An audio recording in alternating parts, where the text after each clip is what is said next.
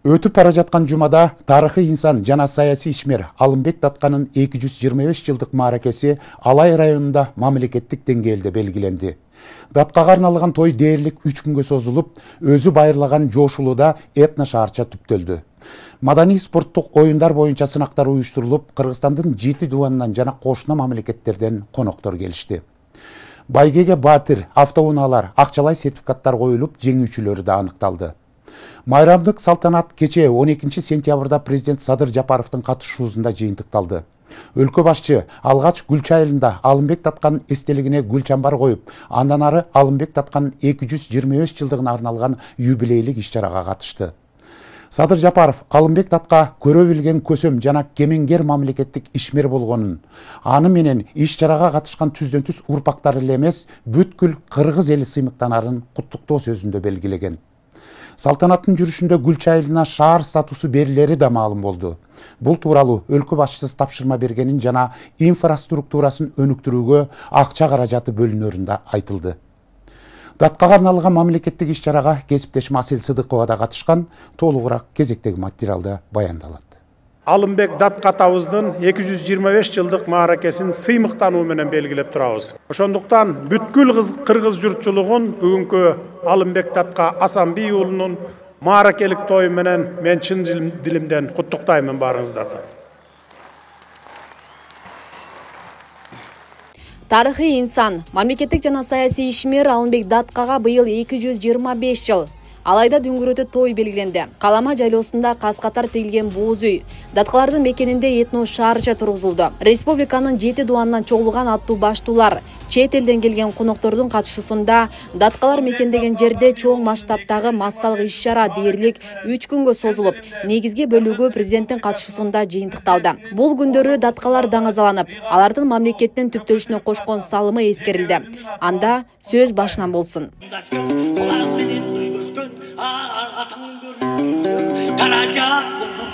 Кармайга мирит кавламанас батырың, ошондон ак куладай жаны бара, ошо капталга гана тартып жибери.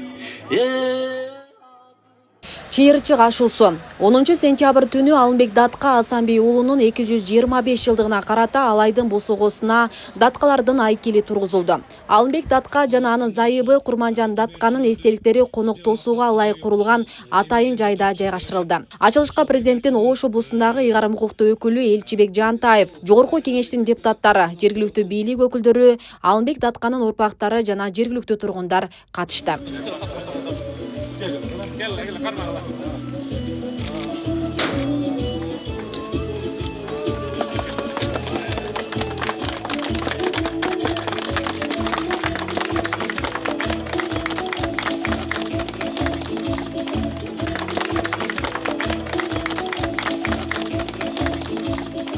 Мынакей ушу Алай районунун босогосу деп айтылды.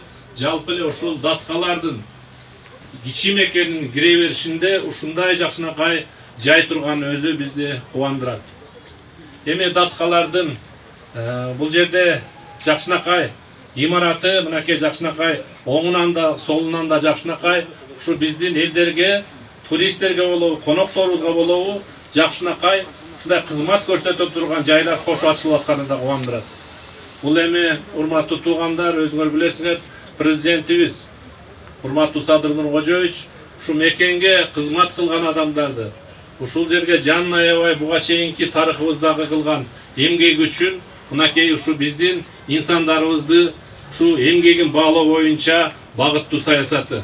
Ошонун негизинде Кыргыз Республикасынын министрлер кабинетинин атайын тескемеси чыгып, бүгүн биз сиздер менен чогуу жалпы кыргыз журтчулугу менен Алымбек Датка атабыздын 225 жылдык маараке тоюн өткөзүп атабыз. Андыктан урматтуу мекендештер, жалпыңыздарды ушул маараке тоюңуздар менен чын жүрөктөн Кыргыз Республикасынын президентинин Ош облусундагы ыйгарым укуктуу өкүлчүлүктүн атынан, жеке өзүмдүн атыман куттуктап кетүүгө уруксат этиңиздер. Улуу күндүн астында турабыз. Кудай буйруса, мына президентибиздин колдоосу менен şu hükümetin tezkemesi çıkıp, Kuday buyurursa şu erten bir sürgüne 2 gün Alayda şu Алымбек Датка атабыздын 225 жылдык мааракесин өткөзгөн турабыз. Мына райондун акими, облустун жетекчиси Элчибек Нуржадишевдин алай элинин, алай активинин колдоосу менен бүттү. Şu işler uyuşturulup biz hazırda mына rayonda көрүп келдик. Кудай буйрса жакшы тоюнун астында турабыз. Муну менен бирге чыйырчык ашуусунан Алай районунун борборуна кире беришке чейинки 9,5 чакырым жол толук жарыктандырылган. Ал эми коноктошуучу жайда заманбап шарттар түзүлгөн. Мында тамактануучу жай, намазкана, фотозоналар, туристтер үчүн эсте каларлык сүрөткө түшүүчү жасалгаланган аймак жана башка эс алууга ыңгайлуу шарттарды камтыйт. Биздин ушул Алай районуна кирип келаткан коноктордун жана туристтерди жакшы маанайда тосуп алуу, ошолорду тарыхы бай Алай жерине кирип келатканда өзүнүн маданияттуу ар кандай таштарды таштоого үндөө максатында бүгүнкү ушул Даткалардын атындагы мейман токтоочу жайды салууга аракеттенип элек. Ушул буюрса мынакей салынып турат.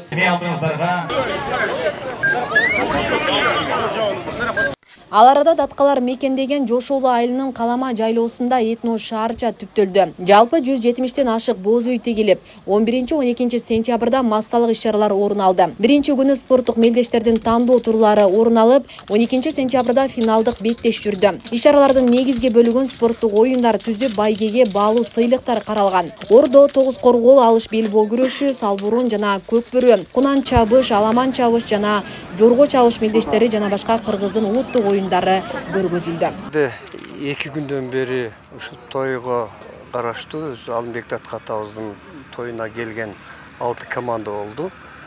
Бул Бишкектен, Көлдөн, Ош шаары, Ош обласы, Жалал Абад обласы жана ушул жергиликтүү Алай району ойноп жатат. Кече да аябай кызыктуу оюн болгон. Бүгүн башта 40 тур болуп жатат. Азыр бираздан кийин, бир 5-10 мүнөттөн кийин бакыл чыныгы жеңүүчүлөр такталат.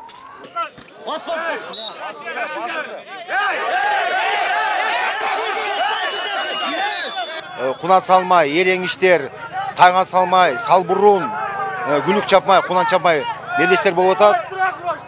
Бүгүнкү күндө азыр жалпысы 200дөн ашык мынакей балбандар күрөшүп жатат. Коңшу Өзбекстан Республикасынан дагы келген. Бүгүн финалдык туру болуш керек, э? Бул азыр финалдык беттеши болуп атат. Ошон үчүн талык татыштар болуп атат. Негизи аябай жакшы уюштулган, аябай кооз жерде мен Кыргызстандын бардыгын ушу эгемендүүлүк, Кыргызстан эгемендүүлүгүн чоң салым кошкон Алымбек Датканы 225 жыл менен бардыгын куттуктайм. Байге кандай болду? Байгелер бул күндө мамлекет тарабынан каралган ушу бир эле алыш күрөшкө 1 миллион сом. Бул мамлекет тарабынан. Азыр бүгүнкү күндө биздин президентибиздин саясаты үнгө жолу деп.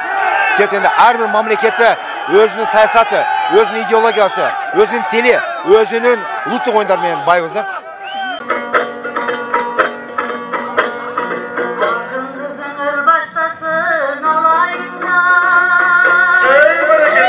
Алымбек Датка Асанбий уулунун 225 жылдык мааракесине арналып, эл аралык айтыштагы орун алууда. Айтышка кыргыз акындардан сырткары Кытай Эл Республикасынан, Казакстан, Өзбекстандан акындар келип, өз өнөрлөрүн тартуулашууда. Маалым болгондой, кече күнү маданият үйүндө айтыштын биринчи туру орун алып, финалдык баскычка 8 акын сурулуп чыккан. Бүгүн Калама жайлоосунда айтыштын финалдык туру орун алууда. Байге фонду 6 миллион сом айтылган. Калыстар учурда өз баасын берүүдө. Бирөөлөр алайдын тардей төрөнүн алар адашкан коң акылдан. Алай көрсө асмандан кенен турбайба. Алымбек Курманжан сыяктуу асылдарын батырган. Бүгүн мына Жошолуда Калама деген жайлоодо Алымбек атабыз Курманжан Даткан элерибиз жүргөн жерде чоң той болуп атат. Алымбек Датка атабыз негизи буга чейин бааланбай, эскерилбей келди. Баарыбыз эле Курманжан Даткан эбизди билебиз, бирок Курманжан Даткан эбизди Курманжан кылган, Датка кылган Алымбек атабыз болгон. Жанын ээрчитип жүрүп, иш кылдырып, ошон үчүн Алымбек атабыз 225 жылдан бери эскерилбей келген экен. Ушул кишинин арбагы ыраазы болсун. Кыргыз элге кызматы өтө зор.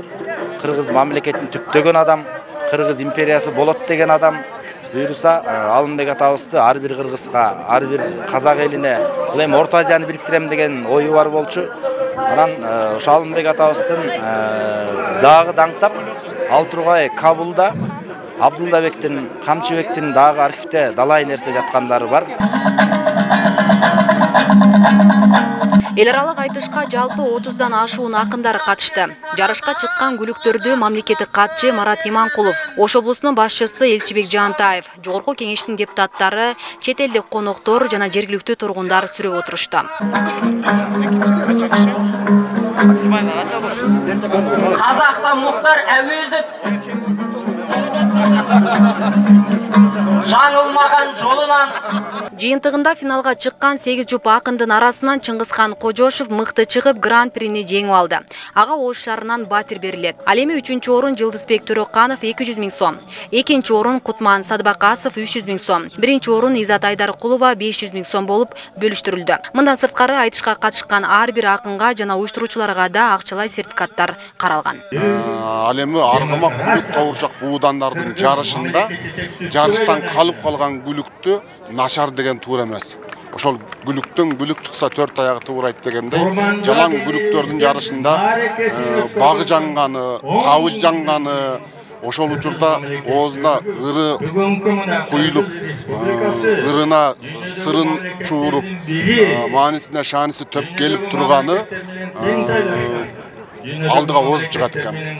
Мына ошондой акындардын арасынан жалпы акындар катышкан акындардын биринде начар дей албайм, катышпаган дагы далай мыкты акындар калды. Ошолордун арасынан сурулуп келип, баш байгеге Тогуз Торонун кулуну Чыңгызхан Кожош. Эми ал менин жеке байкоомдо алгачкы тандоо турунан баштап, тандоо бөлүгүнөн баштап, алым сабактан баштап, өз калыбынан жанбай, башында баштаган жүрүшүнөн жанбай, көөнө сөздөрдүн тизмеги менен кошо, ойлорунан да жаңылбай,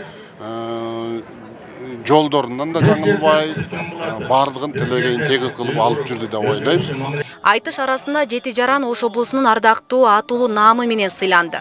Алардын башында мурдагы мамлекеттик катчы Сүйүнбек Касманбетов, Кыргыз Республикасынын эл артисти Түгөлбай Казаков, Жогорку кеңештин депутаттары жана бир жеке ишкер. Наамдарды президенттин Ош облусундагы ыйгарым укуктуу өкүлү Элчибек Жантаев тапшырды. Келечекке дербендин жолун көргөзүп, Кемеңгер агайыбыз ушул мамлекетти түптөөдө, элди сүйүүдө, мамлекетти сүйүүдө кандай болуш керек, кандай бийик инсан болуш керек, ошонун үлгүсүн урпактарга көргөзүп кеткен экен.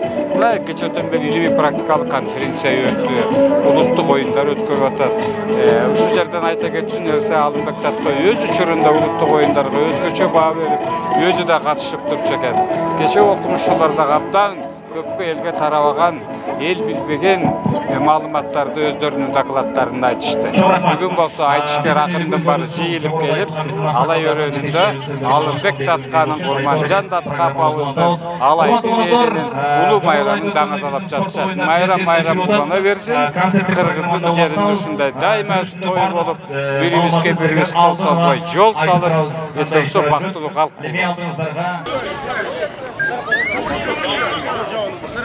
Калама жайлоосу. Ал ортодо президент Садыр Жапаров Гүлчө айылында Алымбек Датканын эстелигине гүл чамбар койду. Мамлекет башчысын 40 чору аттуу 40 жоокер жана төкмө акындар салтанаттуу тосуп алышты. Андан соң президент улуттук маданияттын экспонаттары, салттуу турмуш тиричилик элементтери жана уус чеберлердин заманбап чыгармалары коюлган көргөзмө менен таанышты. Өлкө жетекчиси андан ары Алымбек Датканын 225 жылдыгына арналган салтанаттын негизги бөлүгүнө катышты. Садыр Жапаров куттуктоо сөзүндө Алымбек Датка көрө билген көсөм жана кемеңгер мамлекеттик ишмер болгонун, аны менен иш-чарага катышкан түздөн-түз урпактар эле эмес, бүткүл кыргыз эли сыймыктанарын белгиледи. Кара кылды как жарган калыстыгын, кыйын кезеңдерде тайманбаган баатырдыгын, камкордугун, кайрымдуулугун жана адилеттигин бүгүнкү кыргыз жарандарынын аң сезимине кыргыз наркын улай турган улуу сабак катары сиңирүү биздин башкы милдетибиз болушу керек. Жаштарыбызда мына ушундай улуу сапаттар калыптанып, Алымбек Татка сыяктуу ата бабаларыбыздан калган уңгулуу жолго түшкөндө гана мамлекетибиздин пайдубалы бекем, келечеги кең болот. Ошондуктан Алымбек Татканын 225 жылдык мааракеси жалпы кыргыз эли үчүн ары тарыхый, ары сыймыктуу окуя болуп каларына терең ишенемин. Салтанатта президент Гүлчө Айылына шаар статусун берүү маселесин кароону тиешелүү мамлекеттик мекемелерге тапшырды. Андан сырткары өлкөбүздүн турукташтыруу фондунан Гүлчөнүн инфратүзүмүн өнүктүрүүгө каражат бөлүү чечимин кабыл алганын кошумчалады. Салтанаттуу мүнөттөрдө дагы бир жагымдуу жаңылык менен бөлүшүп кетким келип турат. Гүлчө Айылына шаар статусун берүү маселесин кароону тиешелүү мамлекеттик мекемелерге тапшырдым.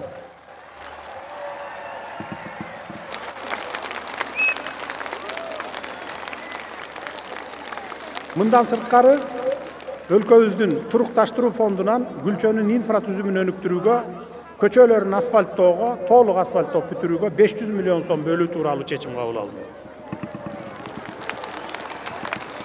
Мунун баары мамлекетибиздин ар бир аймагын, анын ичинде Алай районунда өнүктүрүү боюнча жүргүзүлүп жаткан саясаттын жемиши деп билсеңиздер болот. Алымбек Датка Асанбей уулуна арналган маареке түнкү саат 12:00 чейин уланып, маданият кызматкерлери тарабынан чоң программадагы концерт тартууланды. Асел Сыдыкова, Регион телеканалы, Ош облусу, Алай району.